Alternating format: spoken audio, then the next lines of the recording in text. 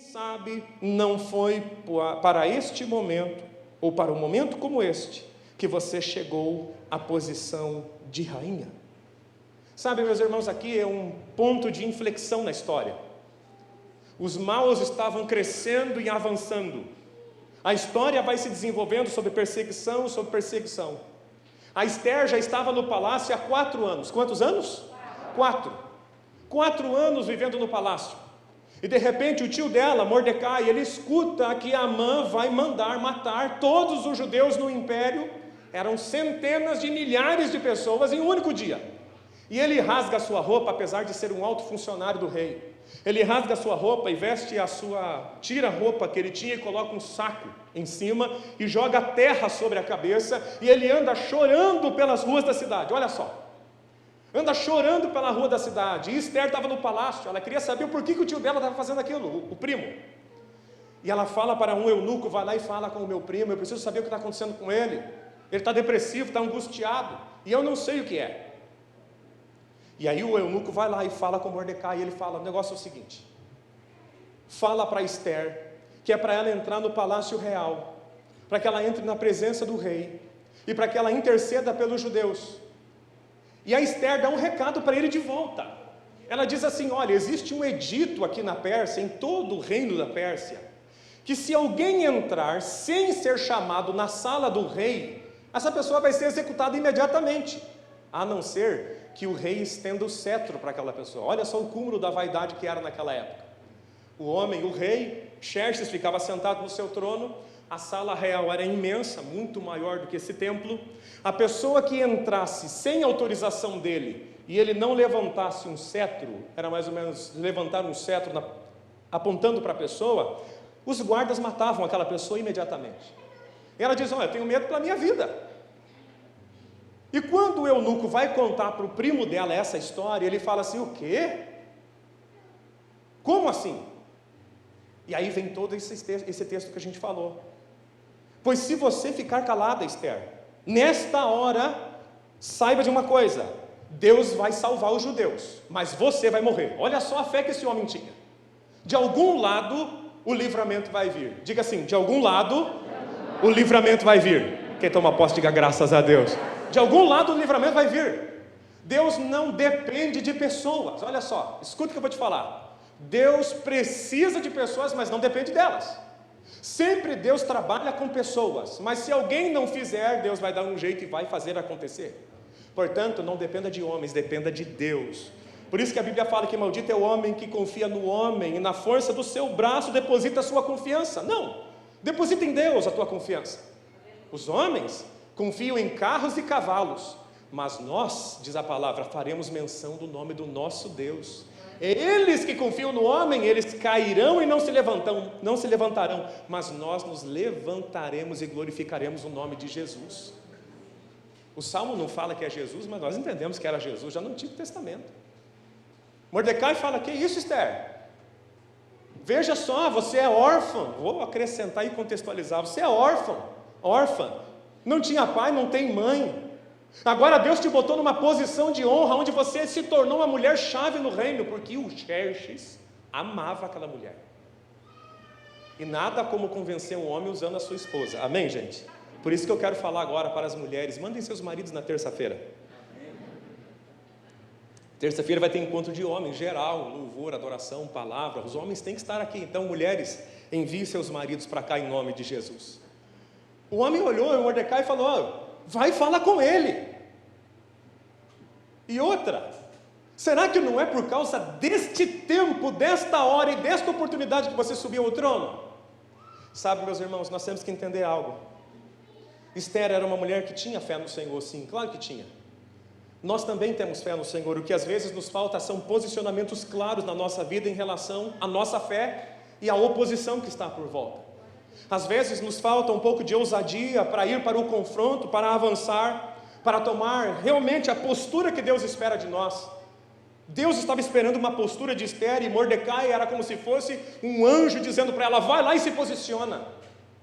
Isso tocou o coração de Esther de tal maneira que ela disse algo extraordinário, falou assim, vamos, eu vou fazer isso, eu vou entrar na presença dele.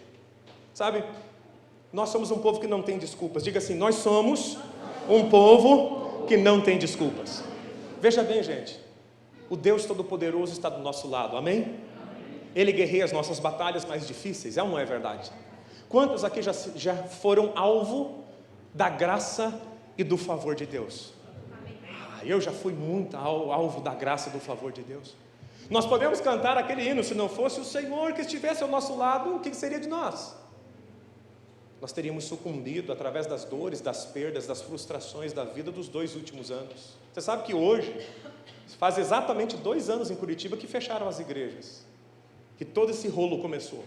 E eu espero em nome de Jesus que acabe logo, né? Parece que já está quase para tirar a máscara, né, dos adultos. Nós que não temos menos que 12 anos, temos que usar máscara mais um tempo ainda. Mas eu acredito que ainda essa semana, na próxima, a gente já tem uma grande notícia em nome de Jesus. Vamos ceiar sem máscara em nome de Jesus. Ceiar com máscara atrapalha, não é verdade? E tira, e põe, e come, depois tira, e bebe, depois põe de novo. Mas o Senhor vai nos livrar disso. Nós já recebemos todas as bênçãos do Senhor. Efésios capítulo 1 diz, bendito seja o Deus e Pai de nosso Senhor Jesus Cristo, que nos abençoou com todas as bênçãos espirituais nas regiões celestiais em Cristo. Você já é abençoado. Quem crê, diga graças a Deus. Desde o Réveillon até o final de janeiro, o tom dessa igreja não foi falar sobre as bênçãos que nós já recebemos. Nós somos o povo que já é abençoado. Mas para nos posicionarmos plenamente, nós temos que entender que devemos nos separar para o Senhor. Esther participou de um concurso de beleza com todas as outras mulheres. E olha que interessante. Era 6 meses ungindo seu corpo com mirra e especiarias. Só isso. Ela se preparou para algo. Pastor, mas todas as mulheres que estavam lá se prepararam. Todo mundo está se consagrando para alguma coisa. Esther se consagrava, assim como todas as outras mulheres se ungiam, se consagravam. Nós vivemos numa sociedade onde não existe neutralidade não, gente. Alguns estão se consagrando para si mesmo, para o seu eu, para o seu ego, para aquilo que eles gostam de fazer. O Deus deles é o seu ventre, eles gostam de que tudo seja satisfação plena. Estava conversando com o pastor Davi sobre isso ontem. Se desenvolveu cada vez mais uma teologia no Brasil, e agora está crescendo cada vez mais, ela vem pela tangente, mas logo ela vai tomar uma posição principal entre as heresias modernas, que é o Deus do próprio ventre. As pessoas dizem, não, Deus não quer que você tenha nenhum prejuízo, Deus não quer que você abra mão de nada, Deus quer que você o tempo todo tenha alegria, contentamento, independente do que você escolha. Esse é o Deus que está sendo cultuado ultimamente. Alguns se consagram para Deus, outros se consagram para o trabalho, outros se consagram apenas para a família. Para quem você está se consagrando? Essa é a pergunta. Esther estava separada, e Deus estava com um projeto, e Deus tinha um projeto para realizar através da vida dela. Ela estava se consagrando para algo superior. Todas as outras estavam também se ungindo e se preparando, cada uma com o seu interesse, mas Deus tinha um interesse em Esther.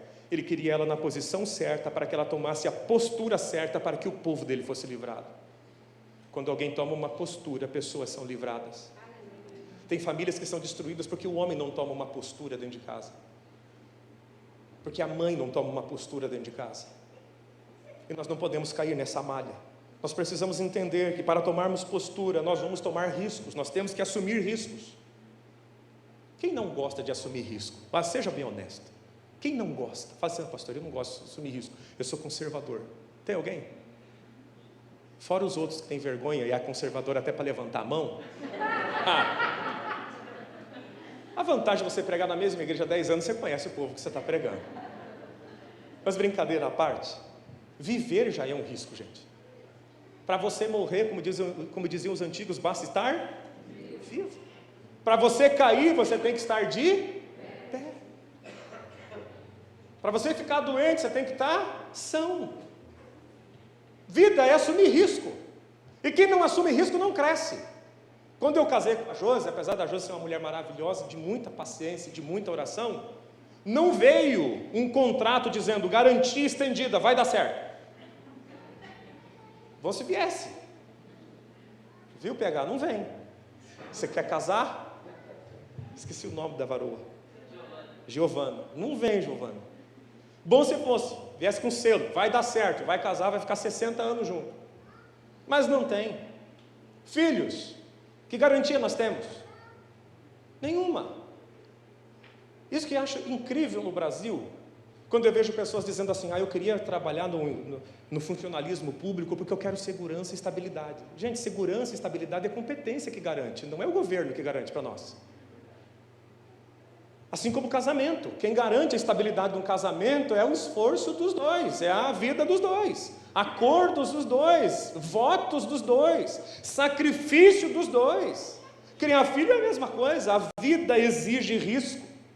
Esther estava prestes a entrar na sala do rei, ela tomou uma decisão e disse, eu vou falar com ele. E a resposta dela é incrível. Então Esther mandou essa resposta para Mardoqueu. Vá reunir todos os judeus que estão em Susã, a cidade central, e jejuem em meu favor. Não comam nem bebam durante 3 dias e 3 noites. Eu e minhas criadas jejuaremos com vocês.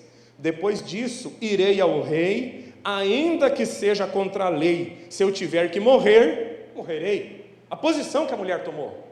Ela não tinha garantia nenhuma, ela só falou, primo, junta todo mundo lá, jejua por mim, eu jejuo daqui, e depois dos 3 dias eu vou entrar naquela sala e vou falar com o rei. Sabe, assumir riscos é próprio de quem quer servir a Jesus.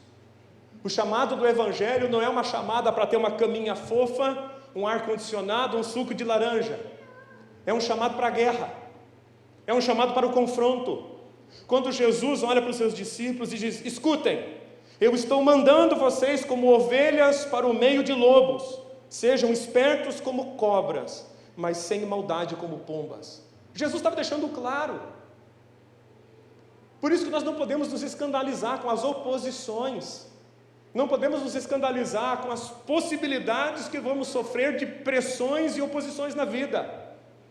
O Senhor nos enviou como ovelhas no meio a lobos, e essa é a nossa realidade, por isso que nós temos que estar preparados para a guerra. Por isso, em nome de Jesus, guerreie pela tua casa, guerreie pelo teu casamento, guerreie pela tua espiritualidade, guerreie. Existem momentos que você tem que ir para o confronto. Deus não vai assumir todas as coisas para nós. Existem momentos que nós temos que assumir o risco e ir para cima e fazer a coisa acontecer. Se não houver guerra, não houver uma disponibilidade para a guerra, para o confronto, para assumir o risco, não vai se avançar na vida, mesmo tendo um Deus maravilhoso no nosso lado, um Deus tremendo que ajuda a gente. Guerreie, diga assim, eu tenho que aprender a ser mais agressivo na minha fé.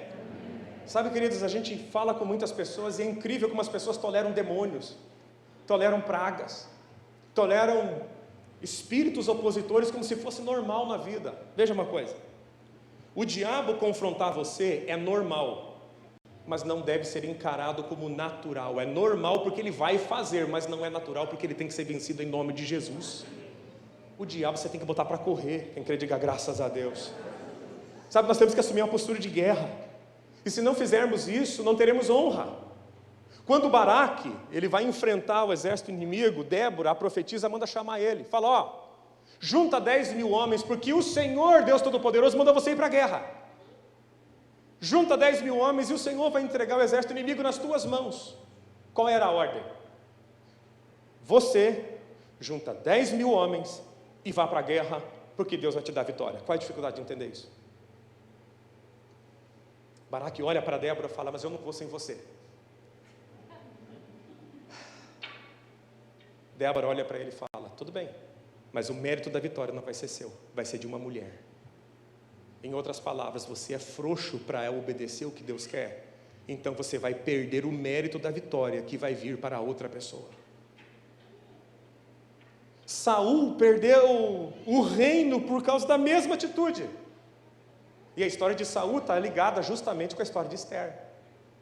Amã, o homem maligno que foi levantado para governar junto com Xerxes, ele era descendente de Amaleque. Amaleque, cujo povo Saul não quis matar, porque ficou com medo do que o povo pensaria dele. E Deus disse, vai e acaba com a nação dos amalequitas, eu não quero ninguém vivo. Sabe o que ele fez? Preservou Agag. A linhagem de Agag é a linhagem de Amã, que mandaria matar todos os judeus num único dia. Sabe, quando nós não tomamos a postura que devemos tomar, as consequências virão sobre a nossa vida. Quando Deus olha para Saul, fala assim: eu vou tirar o reino de você porque você é frouxo, você não tomou a postura. Deus, que sabe todas as coisas, sabia do que ia acontecer ao longo da história. Sabia ou não sabia? Mate ele, porque senão vai nascer Amã, e Amã vai mandar matar todo mundo. E o que ele fez? Preservou. Cuidado com o que você está preservando na sua vida. E tem coisa que tem que morrer. Tem coisa que tem que morrer. E se você preserva algumas coisas que tem que morrer hoje, a consequência vai ser maior amanhã. Saul, covarde, não toma posição. Preserva Agag, que vai gerar filhos e netos e bisnetos ao longo do tempo da história, e vai chegar em Amã, que vai mandar matar todos. Quando o homem não toma posição, a desgraça entra pela casa. Para tomar posição, eu preciso entender, assim como Esther entendeu, que nós devemos ouvir o conselho da sabedoria, e aqui no caso é Mardoqueu. Quem sabe por isso você está no reino. Tem pessoas que dizem: pastor, mas é tão complicado, eu sou o primeiro salvo da minha casa. Quem sabe não é por isso que Deus te salvou primeiro, para vir de arrasto todo mundo da tua casa. Mas falta posição às vezes. Nós não podemos desanimar diante das adversidades da vida. Na multidão de conselhos, a Bíblia diz: há sabedoria. E quem sai à guerra precisa de orientação. Com muitos conselheiros se obtém a vitória. Com Esther eu aprendo que para tomar posição eu preciso aprender que às vezes na vida é tudo ou nada.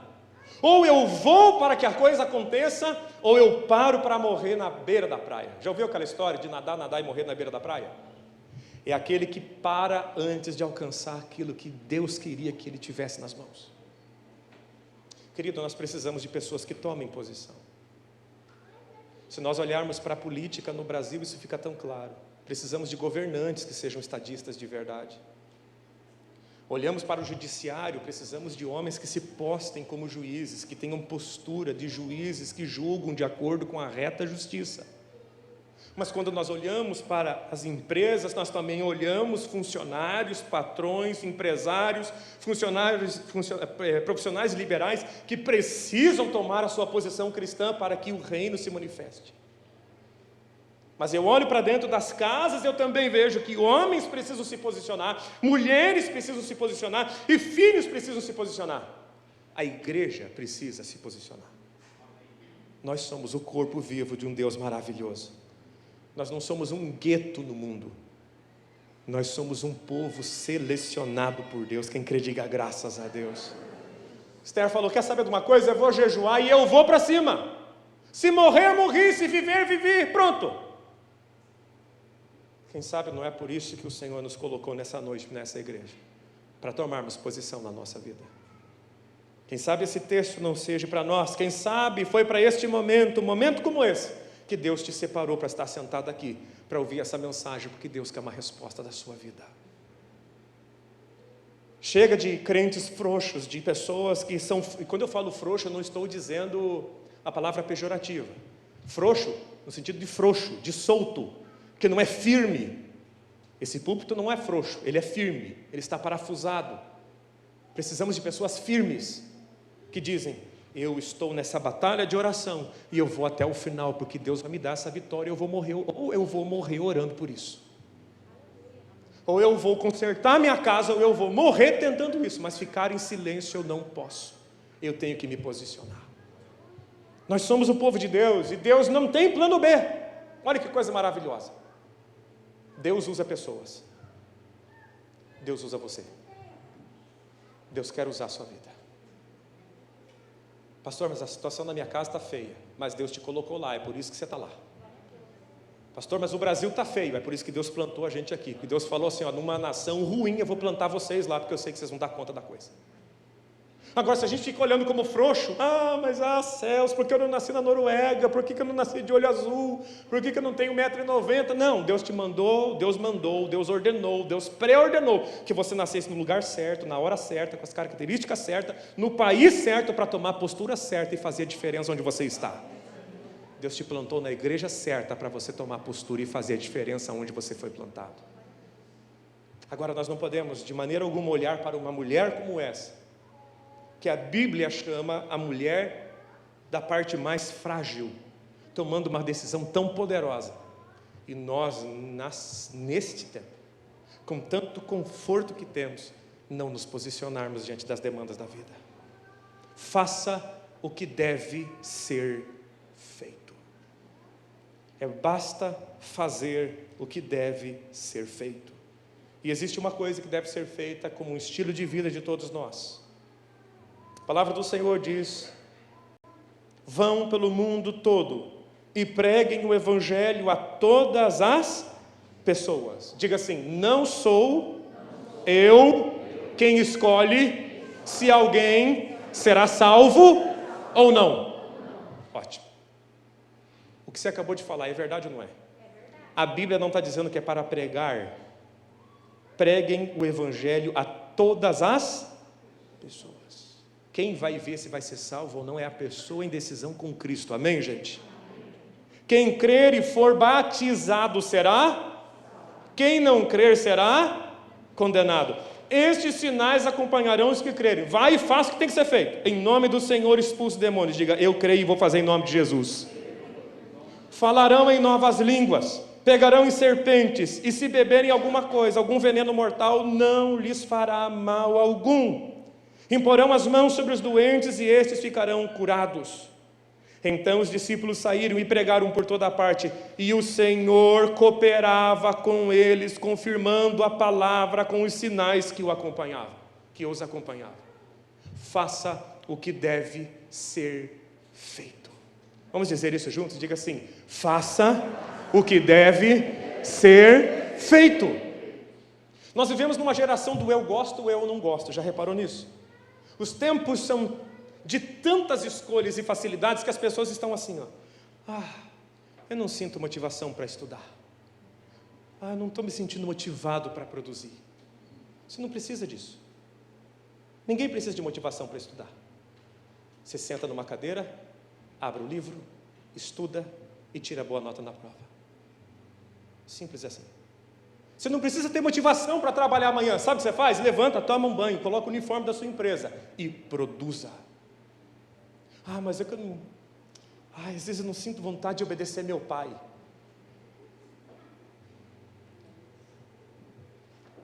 Não precisa sentir. Faça o que deve ser feito. Nós precisamos encarar a vida sem essa frescurada da pós-modernidade. Fazer o que deve ser feito. Esther olhou e falou: então tudo bem, eu vou lá. Se morrer, morri. Se não morrer, não morri. 4 anos no palácio, ela tinha esquecido o que era passar necessidade. Por isso que Mordecai fala: ei, presta atenção, Esther. O livramento vai chegar. Mas se você não se posicionar, você vai morrer. E a tua descendência não vai existir. Mas o Deus de Israel vai ser glorificado, porque o povo de Deus não vai perecer. Presta atenção. A falta de posicionamento gera morte. Quantas pessoas estão mortas andando dentro de um corpo, respirando, mas sem o brilho dentro dos olhos, porque não se posiciona na vida. Homens de Deus têm que exercer posição. Homens de Deus são chamados, e mulheres de Deus, a tomar posição. Pastor, mas o meu filho me desafia. Desafie ele. Eu contei para vocês uma vez que meu pai me bateu. Eu quase nunca apanhei do meu pai a minha vida toda, eu fui muito obediente. Mas um dia eu olhei para o meu pai desafiando meu pai. Eu lembro desse dia até hoje. Eu estava na cozinha. Era uma parede assim, tinha um balcão que separava a cozinha do corredor. E meu pai me deu uma ordem, e eu olhei para o meu pai desse jeito assim, Gente do céu, eu fiz assim e tive que correr. Porque na hora meu pai tomou posição e veio atrás de mim. E olha que meu pai é um cara manso. Meu pai é um cara muito tranquilo. Guerreie para que o reino de Deus se estabeleça na sua casa. Custe o que custar. Doe a quem doer, nem que doa na carne.